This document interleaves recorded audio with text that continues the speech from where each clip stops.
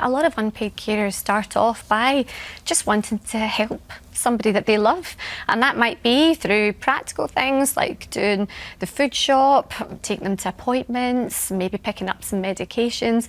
And it doesn't happen overnight, but actually over a long period of time these little things can stack up before you realise that you're doing a lot. In fact, more than half of people that are looking after friends and family actually take up to a year or sometimes even more before they realise that what they are doing counts as unpaid work and unpaid care work. But certainly all of us at some point in life will take on carer responsibilities, and that can look different to different people. For some people it might be domestic support, so that might be things like help with washing, dressing, everyday household chores, food shops, things like that. It might be medical responsibilities, so it might be taking people to appointments, picking up medications, taking them to hospital appointments. But then it might be doing things like sorting out medications, which actually takes a lot of time and headspace. Medical admin, financial support as well is something that takes up a lot of time. That might be, doing paying the bills, might be organising their finances for them,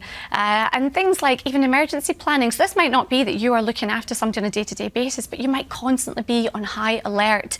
What if that call comes? Contingency planning. And something a lot of people don't talk about is the emotional support that is involved. If somebody is dependent on you for that kind of emotional mental health support, then that can also be a lot. I have patients that come in and go, I'm not a carer, I just take care of my mum. Actually, when you dig a little bit deeper, you realise that they're carrying quite a lot.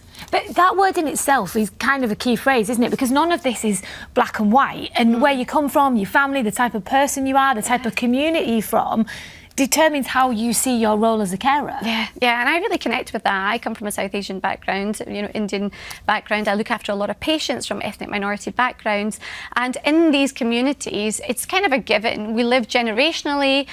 You don't actually look at caring as being a task or a job. This is expected from you, and so it's a way of giving back, which is beautiful. What also happens with that is asking for help or support can be almost seen as something that's embarrassing. There might be shame or guilt associated with that. And so a lot of the time people don't identify themselves as carers. They don't come forward. They're carrying a lot, doing a lot, but they think if I ask for help, it makes me less than or makes me a failure, which absolutely isn't the case. Language can be a barrier. There's cultural barriers. And I guess here I just want to hold space today for carers to say, please, if you're feeling overwhelmed or stretched, that's okay. You cannot take care of others if you're not okay, but reaching out and knowing actually there's lots of stuff out there to help support you, that's all right.